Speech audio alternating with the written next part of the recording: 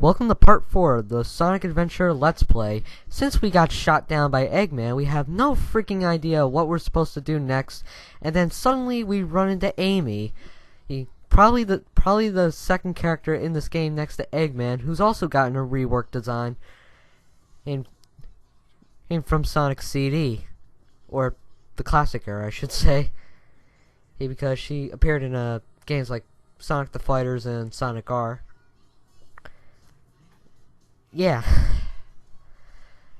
So, yeah, this is part 4, guys, and, sorry about the, that was really awkward at the end of part 3. I do apologize for that. I hope that doesn't really happen again.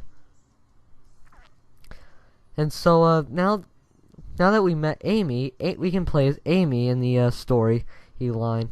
And to continue with the storyline that we're currently in, we have to head to Twinkle Circuit. Since it's our next stage that we're going to be playing. And instead of the giant robot that wants to capture her, she gets distracted by the non-consequential Twinkle Park. Yeah, I don't get it either. Well, actually, it's because, Amy and she thinks that her and Sonic are like a couple, and Sonic is just running away from her. Oh boy. And you don't have to worry getting to the next stage. You can just easily, thanks to the power of cutscene, you get warped to Twinkle Park. Alright, so, fun fact, in this part in the stage, this is actually another music track that gets remixed from Sonic 3D Blast. I think this is from Panic Puppet Zone. But anyway, you go into, the first section, you pretty much head into, a bumper car. Make sure you have rings, or this happens. Yeah. Make sure you have rings. I mean, granted, you should have rings on you at all times, but you drive so slow when you first start. Your acceleration in the bumper car is, really slow. So, just be careful. Well, and I'm going too fast at this point. Well, then again, it's a Sonic game that you should be always fast, but the controls for the buggy are... It's actually worse. I actually think it's worse than the go-kart, than the kart racing in Sonic Adventure 2 Battle, only because the turning is so stiff. It's hard. You really have to slow down in order to make these turns, the sharp hairpin turns on this course, and in the optional Twinkle Circuit, which I might show off in an extra video. Oh, but yeah, this is another lawsuit that Station Square has a circuit that has loops, drop-offs, declines that make you go, well, actually, that make you drop along with it. How many lawsuits is this place going for? I must ask. But now we're in the second section of Twinkle Park. By starting off on the one only roller coaster, or with no loops, it's just straightaways. He's to the goal. He's to a drop-off of one roller coaster. This place sucks. I want my money back. Nah, I'm just kidding. Also, with these bowling pins or whatever, it's pretty much rigged. You don't have to hit the front pin in order to, get all 10 pins at once. You can hit any pin and they'll all go down, right here. The only thing that isn't rigged is the ring bonus that you'll get. If you hit it from the front, then you'll get you only get half of the amount that they're gonna give you. Also, fun fact, for some reason, well, in the Dreamcast version, that area that we just passed, that was all grass, but for some reason in the DX port, some textures have gotten changed. I don't know the significance of that, or maybe it's just there to, make it look nicer, but I always find that kind of weird, how games do that, how ports do that nowadays. Now, obviously we're in the rooftop sections. It's a bit hard, it's kind of hard to control, really. Yeah, I mean, Twinkle Park as a whole, it's not a bad, it's actually a good level. It's just, sometimes it can be hard to control, especially the bumper cart sections, and the rooftop parts right here. And as you saw, I pressed those buttons that activate rings that you can lightspeed dash on. And, that's pretty much it for Twinkle Park, really. It's not, like I said, it's a good level. It's a good level, but personally, I don't think it beats the next stage that we're going to be coming up. And you all know what it is. And apparently that coconut, and apparently that badnik is still throwing bombs at me, but thanks to my invulnerability state, hey, thanks to Sonic's cool victory pose, I won't lose rings or die. Hey, hells yeah. And now we're pretty much in the lobby of Twinkle Park. Very small, cramped, and like I said, the Twinkle Circuit, it is over there in case you need it. But like I said, you don't have to do it. You don't have to do it, just complete the story. But also, since we entered, for some reason, God gave us a key card. What are we supposed to do it? Open this garage door.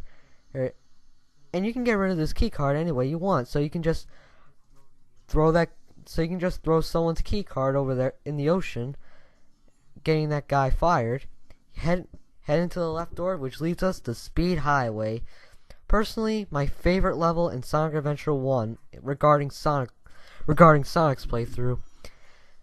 This level, it's so much fun on the playthrough. Like, it has a lot of loops. It's very Sonic-y. In terms of challenge, I think it's just right. There are loads of multiple pathways. And then, I know you can't hear it, but the music. And we're going to the top. And I just clipped right through that road. I swear, I have never had that happen to me before. Or not when I first played the game, not when I test played the game, and a few days ago before the LP. No, that has never happened to me before, ever, when I was playing this game. I don't know why now. But anyway, yeah, like I was saying before, the music is probably, once again, one of the better songs in this game, in terms of stages. And then you have helicopters that you can ride on. The only downside is that, thanks to the problem I mentioned earlier with the, I mentioned the problem earlier that you'll just magnetize, like, the sides of the road. The same will happen when you're on, like, the top route or something. It's very easy to fling yourself off the highway, so just keep the left analog stick steady. Well, if you're playing the PS3 port, that is. And for some reason I grabbed onto the rocket, even though I was like meters away. But now we have the highlight of Speed Highway, the skyscraper.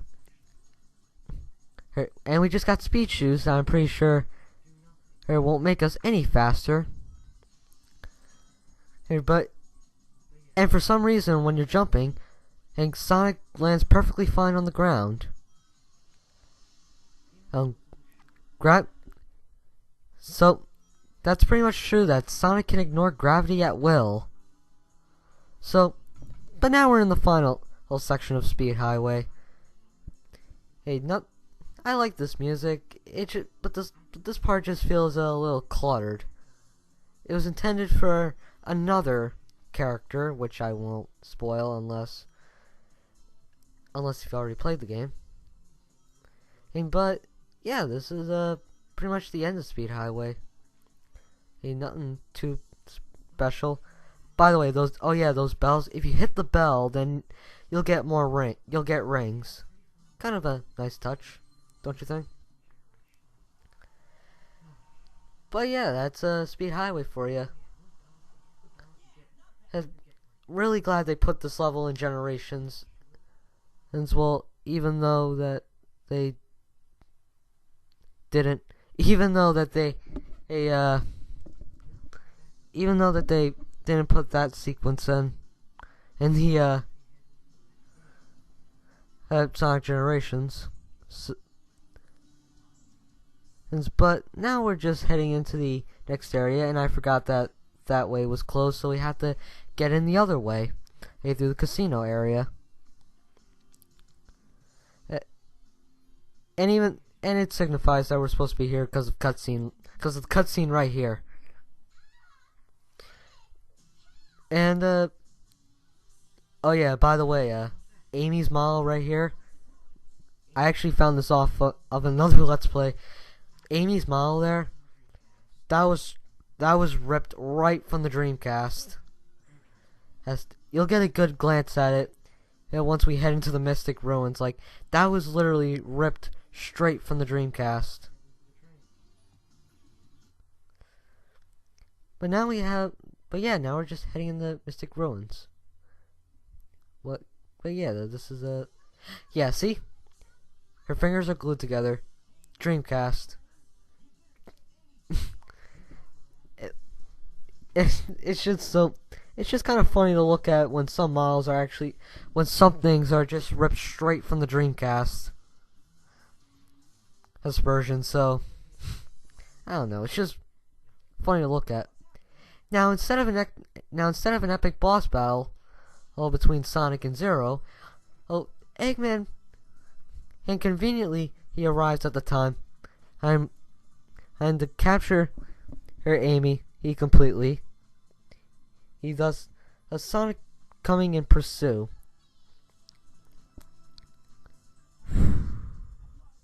Yep. Oh yeah, don't worry. Sonic won't do the damsel in distress thing until one game later, which I won't mention. Alright, it's Sonic 06. That was really bad. Me doing that. I do so apologize. But yeah, oh yeah, just for clarification, and if you like skipped ahead in the video or whatnot, actually, first off, we're getting this new upgrade, the Lightspeed attack. This is basically like an upgrade to the Lightspeed dash.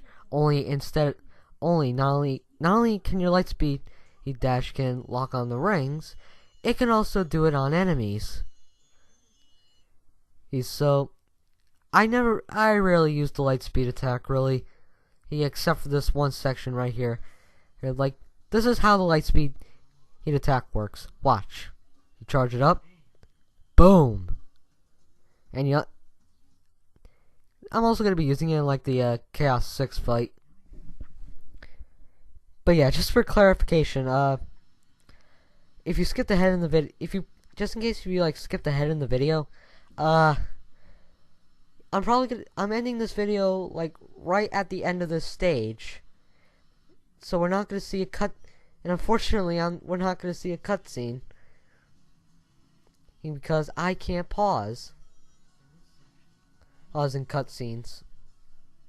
So, and I think I can't press the PS Home button and to just